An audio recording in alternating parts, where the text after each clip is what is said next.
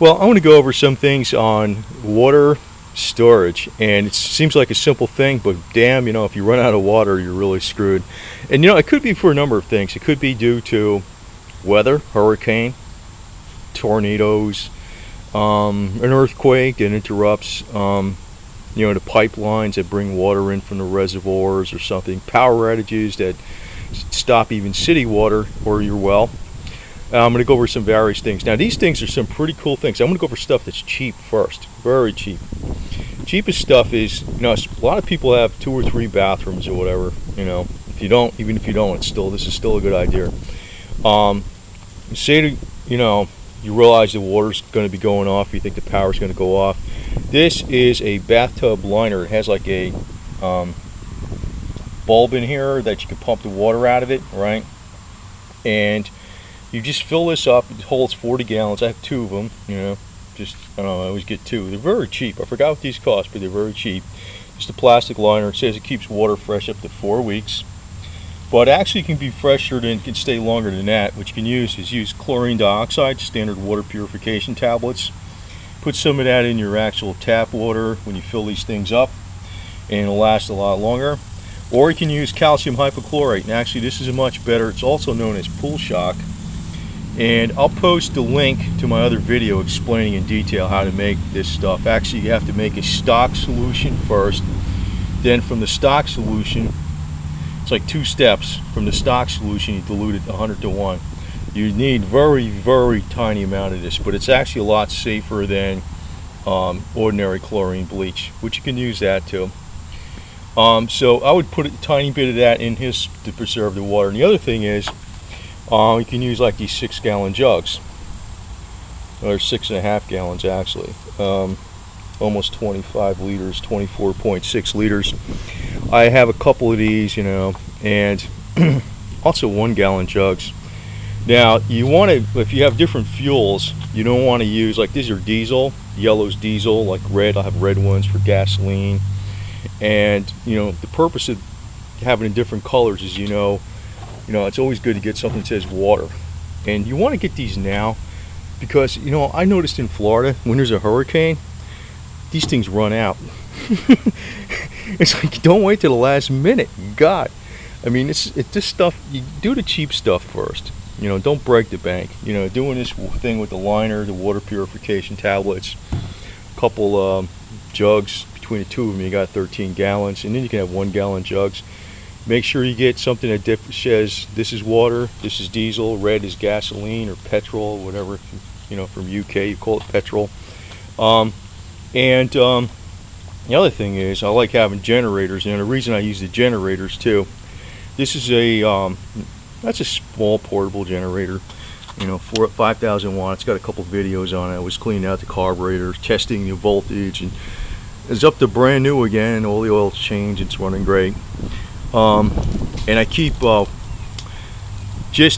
reason I say this is because I'm going to show something about a well, how you can have a well disconnect, and you can power up your well if you have a well, and put your fill up all your water, like fill up your bathtub thing with these this portable liner. You fill up your jugs, fill up your 1-gallon jugs and stuff like that, and you just run your generator for 20 minutes, whatever it takes to do that, and that's it.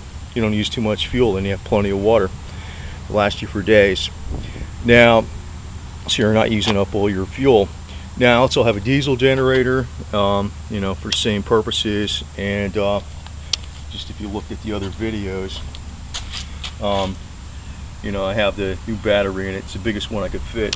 It sticks out the edge and stuff like that. And I leave the cable disconnected because it'll put a slight drain on the battery, and then every once in a while I'll put the charger on here, electronic charger that puts it up to exactly snuff. The oil's changed on it and everything. So this one, everything's like pretty much brand new here, even though it's old. This one's probably only got about 10 hours use on it. This one's got about 7, so it's quite low.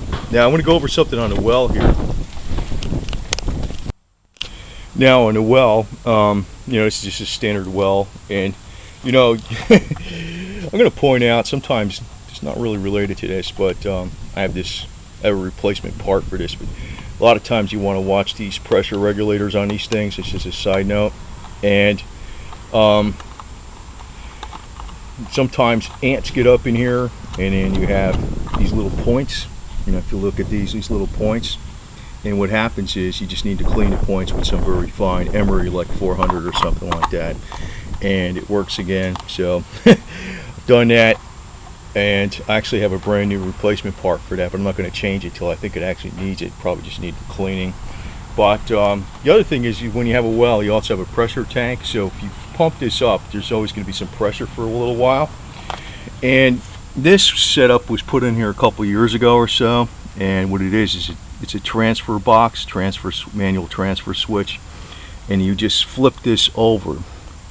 Generator on, generator off, and you would just, you would flip this down, and that basically. You turn one off, you slide it over, and you turn the other thing on. It's basically a transfer switch. Then you use it's already connected. I already have it here. I leave this outside actually, but I have it like double bagged against the weather.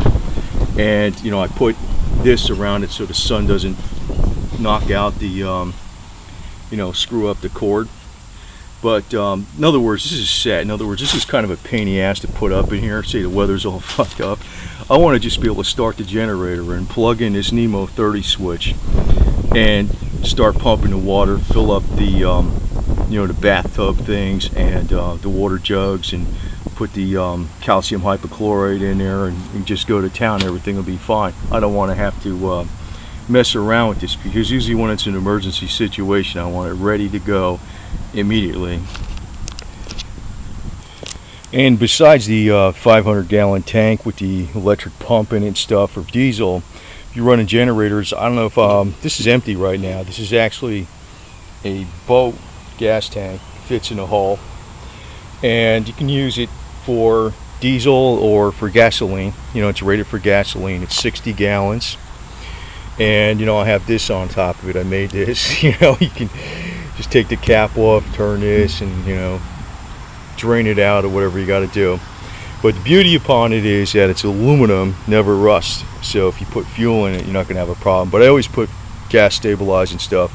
So like if you have these generators to pump water with your well, you want to have extra fuel. But like I said, the best thing is to have plenty of containers for water storage and ways to preserve the water. And then you just run your generator for 20 minutes and you got several days worth of water in a shot. So you can really stretch this out a long time. I think these are great ideas, and I just want to pass them along.